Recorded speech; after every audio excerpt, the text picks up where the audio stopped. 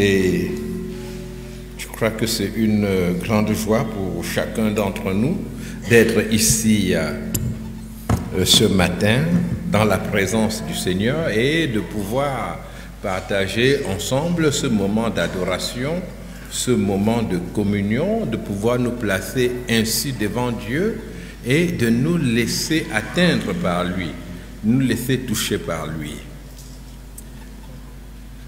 Nous avons parlé de cohérence pendant ce mois.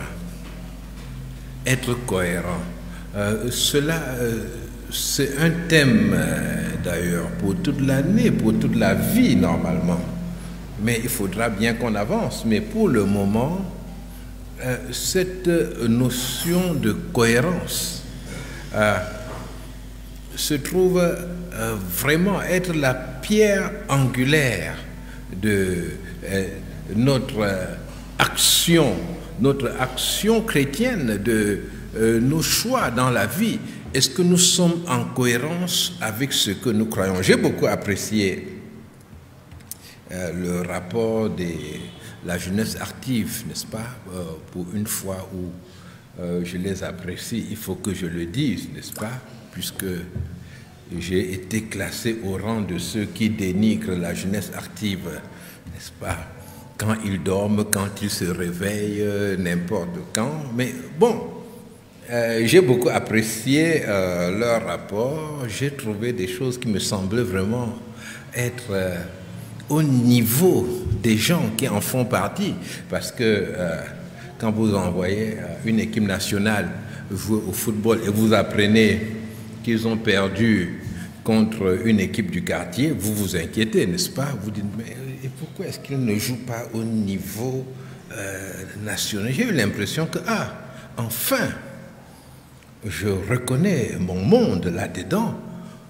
Avant, c'était une soustraction de leur capacité qui s'est passée là-bas. Mais vous savez, les compositions de force, n'est-ce pas, quand on arrive en classe de troisième ou de seconde, on parle de composition de force. Et c'est très intéressant, parce qu'on prend des forces importantes, et puis on dit voilà, deux grandes forces, et puis ça a une direction, et les forces sont opposées. Et on voit que la résultante est nulle. Et vous voyez, des très grandes forces avec résultante nulle.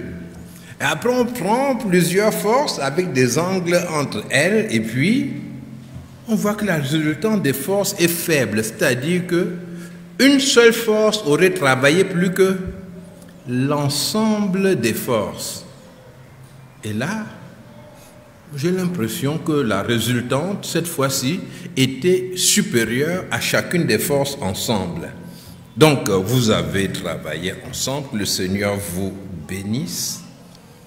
Et nous allons sur le chemin de la cohérence. Et pour pouvoir travailler ensemble ainsi, il faut que le Seigneur ait répandu dans vos cœurs son amour. L'amour des uns pour les autres qui permet non seulement d'aimer l'autre, mais de voir qu'il a quelque chose à apporter. Je voudrais parler aujourd'hui de notre appel à l'amour. Nous sommes appelés à aimer, à nous aimer les uns les autres. C'est l'un des fondements de la vie chrétienne. D'ailleurs, le Seigneur Jésus dit aux disciples que c'est à l'amour que vous aurez les uns pour les autres que le monde saura que vous êtes mes disciples. Et quand on lit cette parole, on se dit, mais est-ce que le monde, en me voyant, est-ce qu'il y a quelque chose qui montre que je suis disciple de Jésus-Christ?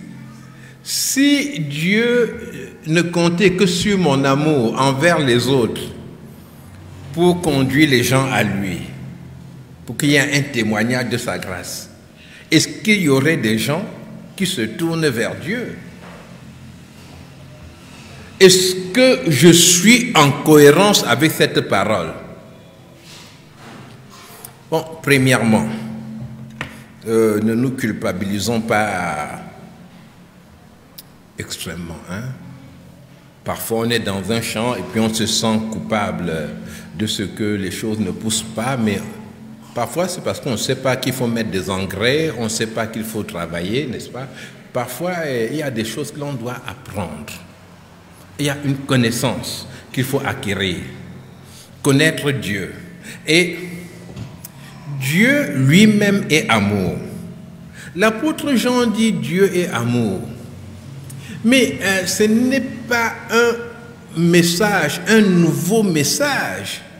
C'est juste une analyse de l'histoire de Dieu avec les hommes. Dieu est amour. Actuellement, nous étudions l'Ancien Testament et nous voyons vraiment que Dieu est amour dans l'Ancien Testament. Une chose remarquable, c'est que dans le livre de la Genèse, nous ne voyons pas de déclaration d'amour. Même le terme amour, n'est-ce pas? On ne le voit pas apparaître. Mais on voit l'amour en action. Et nous voyons Dieu qui crée l'homme. Et cet homme-là, il le crée à son image. Donc il crée en quelque sorte un vis-à-vis et à qui Dieu donne la liberté de lui obéir, donc la liberté de lui désobéir. Et beaucoup de gens se sont demandé, mais pourquoi Dieu a fait ça? Il y a qui lisent ça et qui disent à Dieu, voilà là où tu as fait l'erreur. Toi-même tu crées l'homme et puis tu lui as montré l'arbre là, pourquoi? Tu ne devais pas mettre l'arbre de la connaissance du bien et du mal. De quoi tu te plains après, quand c'est toi-même qui as mis l'arbre et tu lui as... Quand tu indiques quelque chose comme ça à quelqu'un, tu sais qu'il va faire, non? Oh, vraiment, si Dieu m'avait demandé le conseil avant de faire ça, Et on se dit, mais Dieu réfléchit comment? C'est peut-être pour ça qu'il y a des gens qui font des choses déraisonnables au nom de Dieu. Ils se disent que ce qui est bizarre là, c'est Dieu. Non. Dieu réfléchit, mais c'est le Dieu de la raison. Mais lorsque Dieu crée l'homme, la liberté qu'il donne à l'homme, c'est le moyen suprême de mettre en évidence l'amour. C'est-à-dire, soit l'homme pourra venir vers lui, ou bien l'homme pourra s'éloigner de lui. Et l'homme étant libre devient un homme capable d'aimer. Sans liberté, il n'existe pas de notion d'amour. Quand il n'y a pas la liberté, il n'y a que la notion d'obéissance. D'ailleurs, en mécanique, lorsque on oblige un instrument ou bien un outil à obéir à un autre dans un système mécanique, on parle d'asservissement. On dit il est asservi à tel autre système. Un système est asservi à un autre, c'est-à-dire tel système répond de façon exacte aux sollicitations d'un autre système. Mais Dieu n'a pas voulu un asservissement. Dieu a voulu que l'homme vienne à lui librement, et c'était cela l'expression suprême de l'amour de Dieu. En le faisant, de la création de l'homme, Dieu injecte dans le monde son amour infini, c'est-à-dire la capacité, la possibilité de lui désobéir. Il ne fabrique pas un prisonnier, il ne fabrique pas un robot, il fabrique quelqu'un avec qui il veut avoir une histoire, avec qui il va marcher. Si cela ne vous convainc pas, regardez ensuite ce qui se passe après que Adam ait péché, et puis il se cache. Dieu l'appelle. Dieu pouvait décider de brûler simplement le jardin avec Adam et Ève là-dedans. Mais comment? Les gens là sont comment? On les crée, on leur donne tout. Regardez, ils s'en vont maintenant avec le diable faire ça. Non. Dieu l'appelle. Il voit les vêtements d'Adam. Il dit vraiment, Adam, les feuilles là, mais c'est très amusant.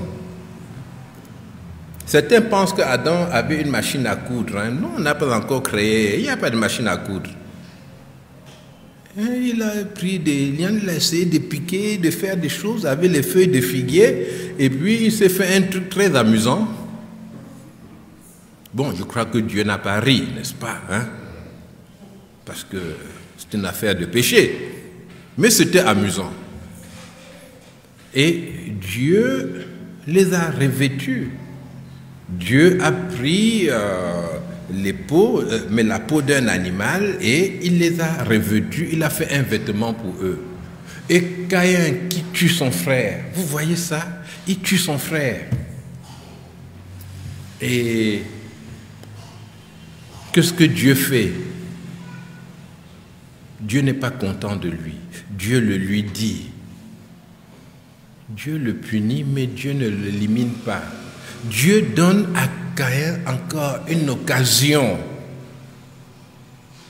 de marcher avec lui. Dieu lui donne même la possibilité de fonder une famille et d'avoir une descendance. Et je vous encourage à bien lire la Genèse. Bon, il y a des gens ici qui sont dans le programme de lecture de la Bible en un an. Alors vous verrez que la musique, par exemple, les instruments de musique, que ce soit à cordes ou bien les instruments à vent comme la flûte, eh bien, ce sont les descendants de Caïn qui inventent cela. Jabal, Jubal, ils inventent ces instruments-là. Il y a l'un d'eux qui découvre qu'avec les grands troupeaux, il faut aller d'un pâturage à l'autre. Donc les nomades qui vivent sous les tentes, c'est eux qui trouvent ce type de civilisation-là.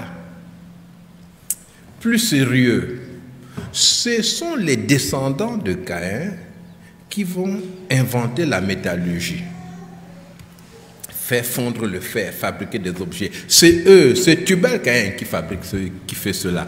Donc, c'est pour vous dire que même la Genèse, dans ses premiers chapitres, est un livre d'amour de Dieu envers l'homme. L'homme naturel qui n'est pas rejeté par Dieu, mais à qui Dieu donne toujours une possibilité de revenir vers lui. Je voudrais poser une question. Est-ce que vous vous sentez aimé par Dieu? Non, je demande vraiment. Hein? Bon, si vous dites non, hein,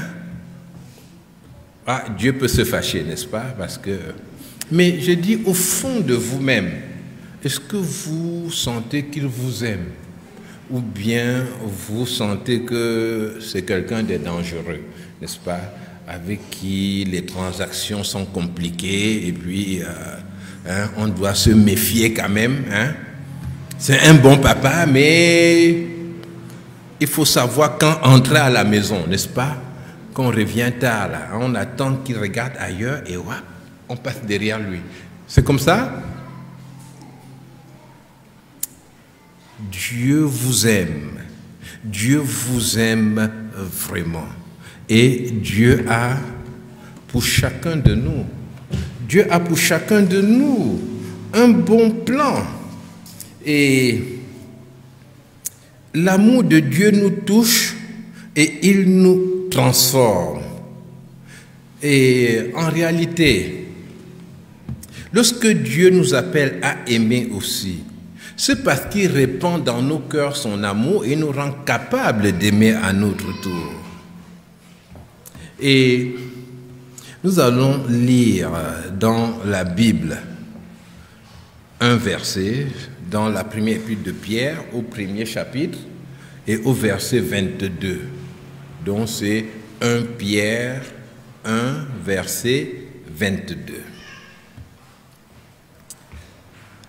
Ayant purifié vos âmes en obéissant à la vérité, pour avoir un amour fraternel sincère, aimez-vous ardemment les uns les autres de tout votre cœur. Donc l'apôtre Pierre dit que notre proximité avec Dieu, en nous tournant vers le Seigneur, pour nous donner à lui, pour le laisser purifier notre âme, c'est ce que Dieu fait lorsque nous lui appartenons totalement. Et quand il peut nous tenir dans sa main pour nous nettoyer lui-même, eh bien, il purifie notre âme par cette obéissance à la vérité qui est en Jésus-Christ. Et cela nous permet d'avoir un amour fraternel sincère.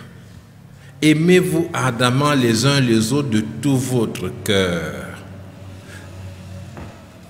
Ce passage est très important. Beaucoup de chrétiens disent du mal les uns des autres. Et beaucoup rient les uns des autres. Hein? Et puis, peut-être ils s'habillent mal quand ils mangent mal. Et puis, ils mangent trop. Hein? Au repas en commun, ils chargent son assiette, on dirait un petit camion. Hein? Il va faire quoi avec ça? On ne comprend pas celui-là. Il y a beaucoup, ou bien ses chaussures, c'est toujours bizarre. Hein? Les vêtements serrés, ou bien... Bon, on dit vraiment, ce n'est pas quelqu'un de sérieux, ce n'est pas quelqu'un... enfin, ce n'est pas quelqu'un qui s'intègre socialement. Il y a beaucoup de raisons qui peuvent faire qu'on se moque de l'autre. Et parfois, on le fait parce qu'on n'a pas la capacité de faire différemment. Parce qu'on n'a pas saisi clairement la main du Seigneur pour recevoir la capacité d'aimer. Aimer, c'est une capacité. Aimer, c'est un don de Dieu.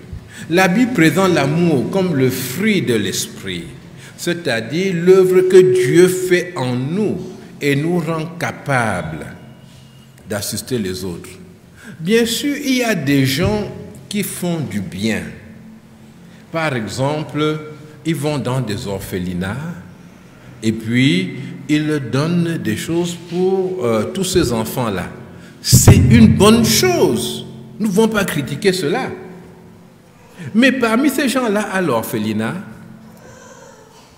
vous allez voir des femmes qui sont parties de chez elles après avoir copieusement insulté leur mari. Ou même voir des hommes qui ont battu leur femme ce matin-là avant d'aller à l'orphelinat. Et ils ont une forme d'amour pour les autres, n'est-ce pas? Mais dans leur 5,50 m, il faut faire attention. Hein? Là-bas, ils ne rient pas, ils ne supportent pas ceci ou cela, mais ils ont des grandes idées. Aimer au loin, mais n'arrivent pas à aimer quand c'est tout près. Pourquoi? Parce qu'ils n'ont pas reçu la puissance, la capacité de le faire. Vous voyez leur bonne disposition, mais ça ne les rend pas capables de le faire autour d'eux. Et pour aimer, il faut pouvoir s'oublier. Pour aimer, tu dois accepter d'être délivré de toi-même. J'avais dit à quelqu'un, oh là là, c'est terrible. Ce frère, je parlais de quelqu'un, ce frère, il a perdu son père. La personne m'a dit, ah, mais moi j'ai perdu le mien depuis très longtemps. C'est-à-dire qu'il vient de perdre son père. Il est même heureux parce que moi, mon père, je l'ai perdu depuis longtemps. Donc, l'autre disait, je n'ai aucune compassion à exprimer parce que moi-même, ce qui vit là, j'ai déjà vécu ça. Ça ne tue pas, hein? On va faire le deuil, on fait ces choses-là, après c'est fini. Hein? Pourquoi tu me racontes qu'il a perdu son père? Quand j'ai perdu mon père, il était là. Bon, oh là là, j'étais interloqué. Et on ne peut pas aimer si on n'a pas pu être délivré de nous-mêmes. Or, beaucoup d'enfants de Dieu, je parle de gens qui sont nés de nouveau, qui ont choisi de marcher avec Jésus-Christ. Beaucoup d'enfants de Dieu ne font pas tout le chemin de la vie avec le Seigneur. Ils sont sur la route, mais chaque fois, ils s'écartent de la route, après ils reviennent, ils s'écartent et ils reviennent. Mais quand tu quittes la route et puis tu reviens,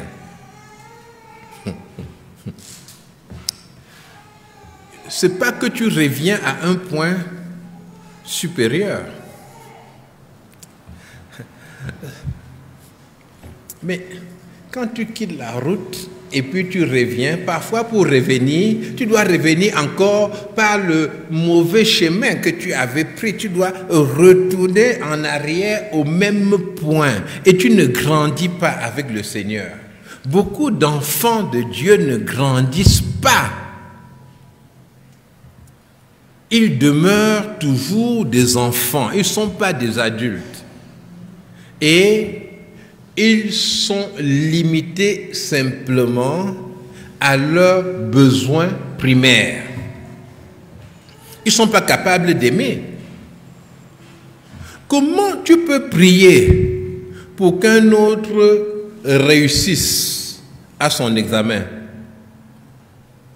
quand toi-même tu n'as pas réussi au tien? Mais tu pries plutôt que Seigneur, je ne dois pas être le dernier de ce groupe. Hein?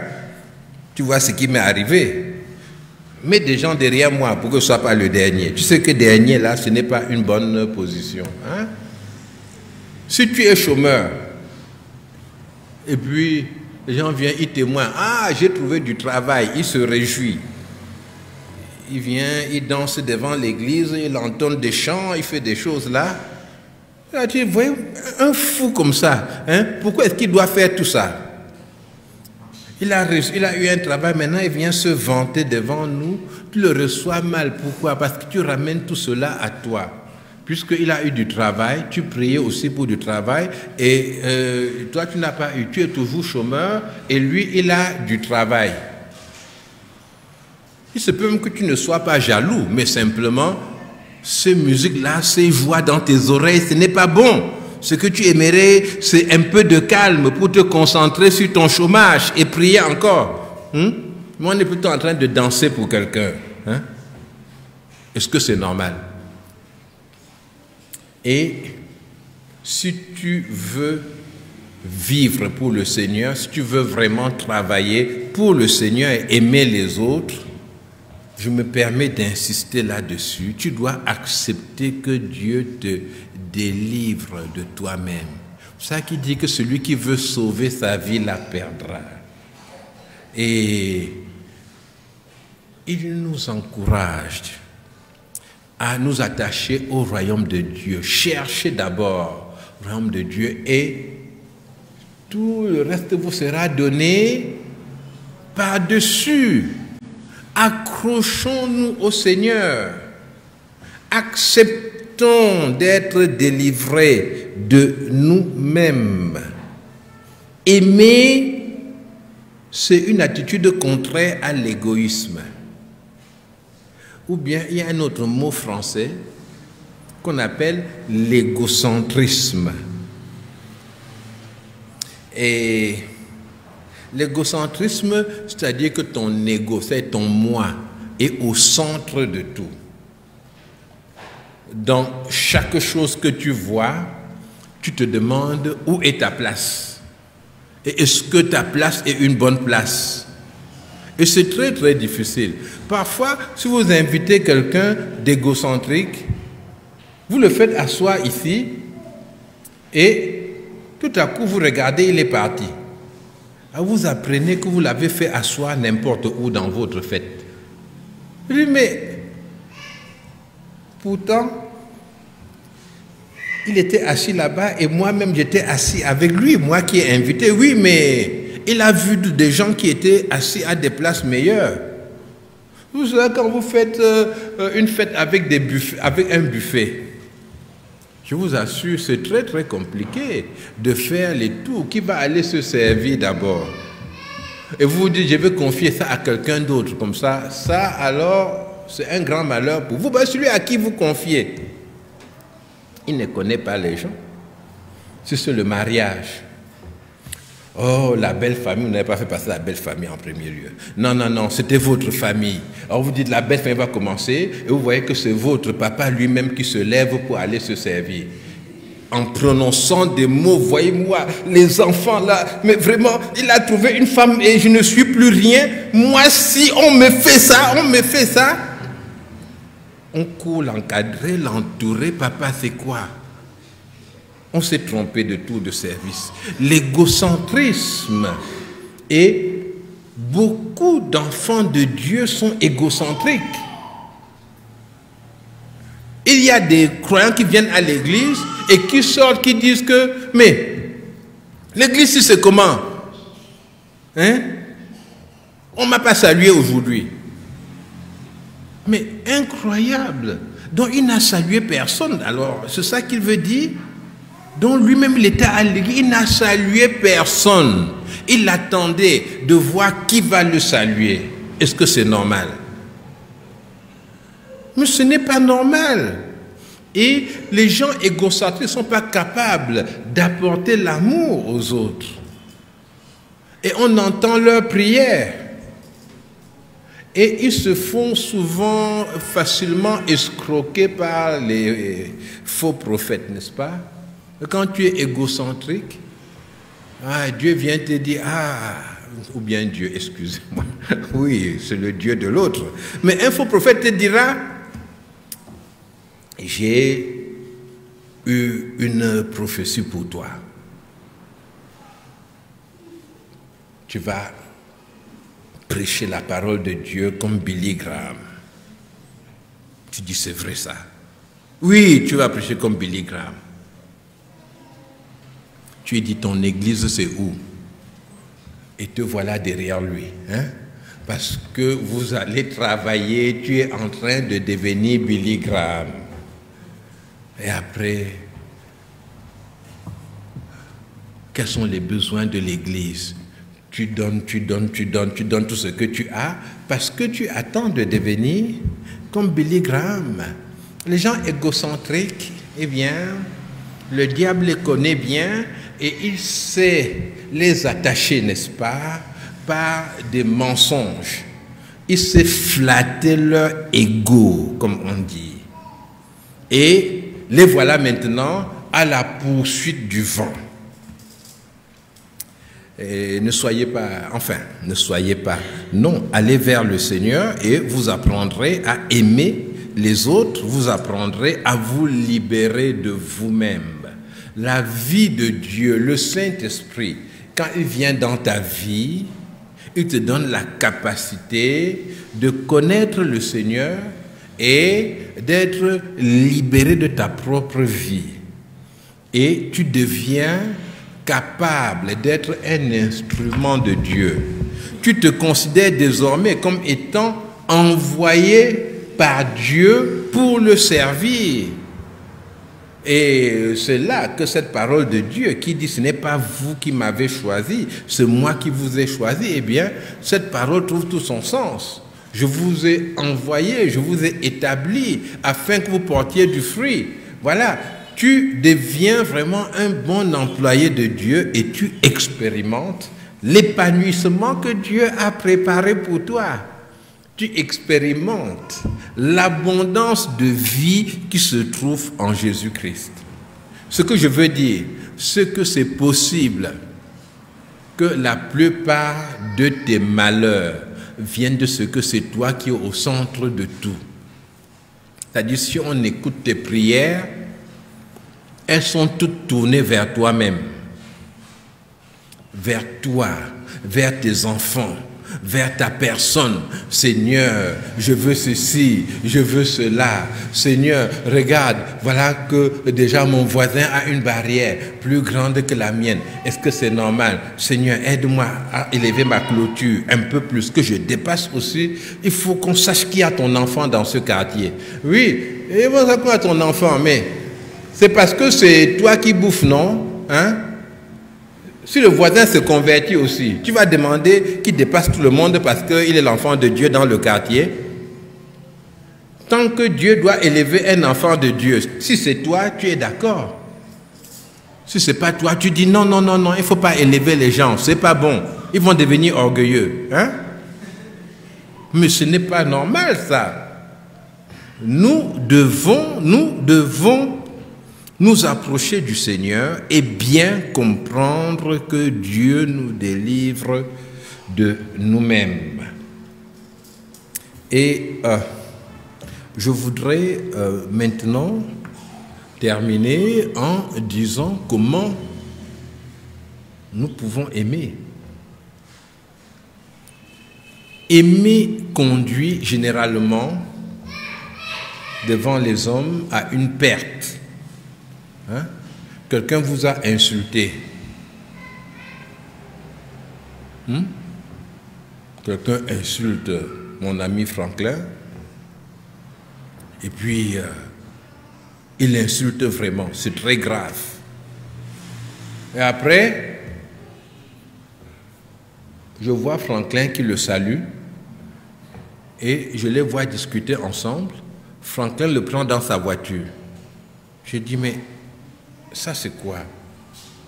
C'est pas bon. Tu fais quoi comme ça? Mais il nous a insultés. Là je dis nous, n'est-ce pas? Parce que comme c'est mon ami, il m'a aussi insulté. Vous savez, quand on veut conduire les gens à la guerre, n'est-ce pas? On connaît les mots qui conviennent. Comment quelqu'un nous insulte comme ça, tu es avec lui?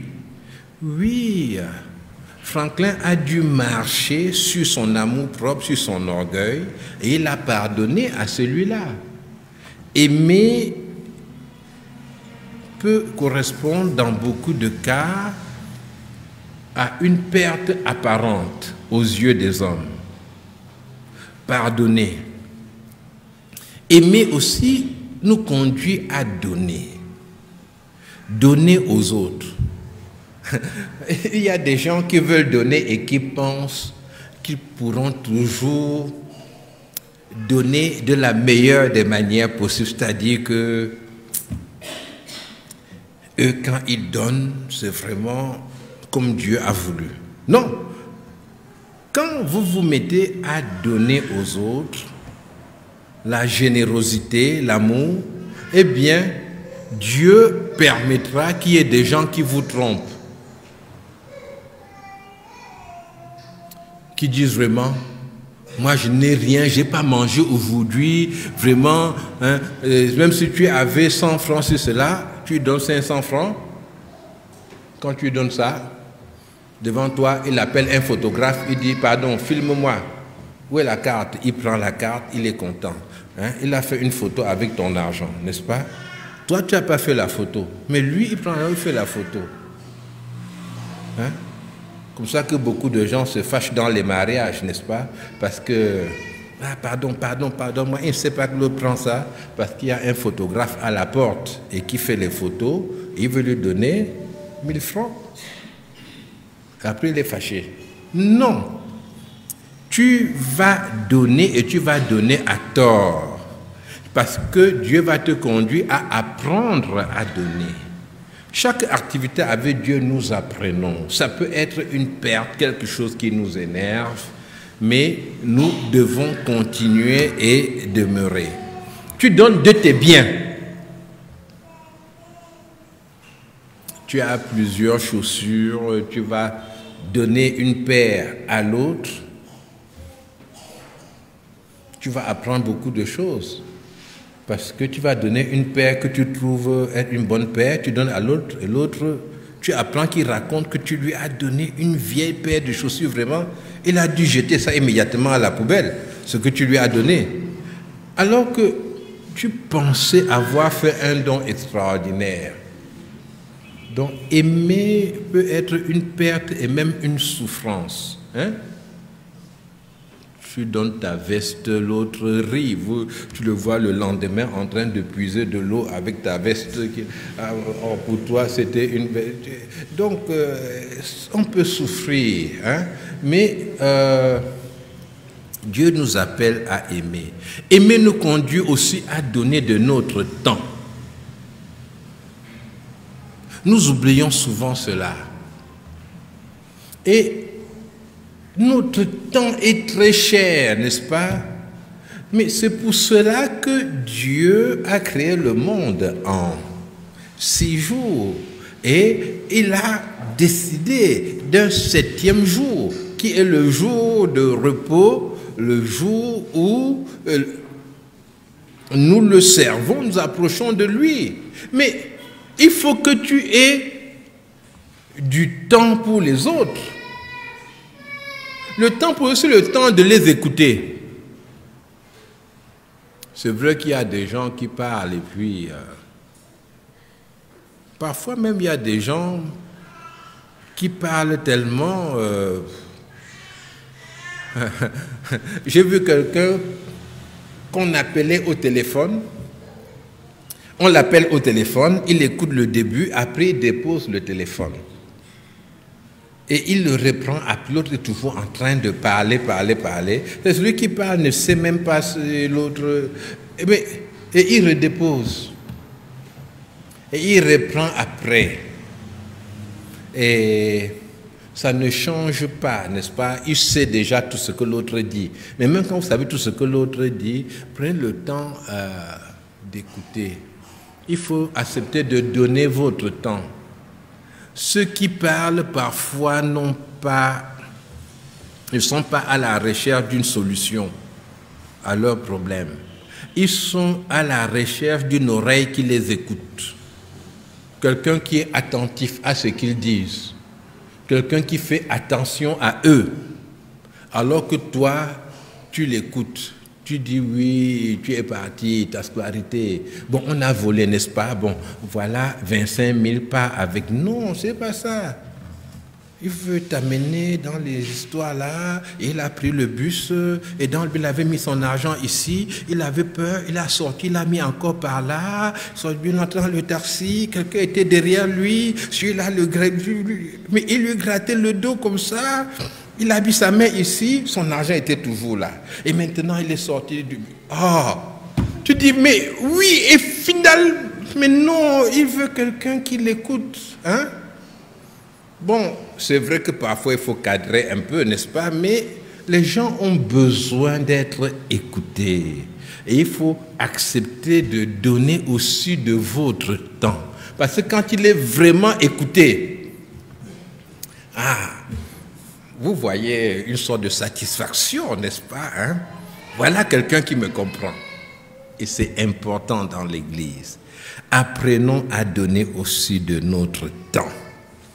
Donc que le Seigneur vous bénisse, que vous puissiez chacun recevoir cet amour dont parle l'apôtre Pierre, qui nous encourage à recevoir un amour fraternel sincère en obéissant à la vérité.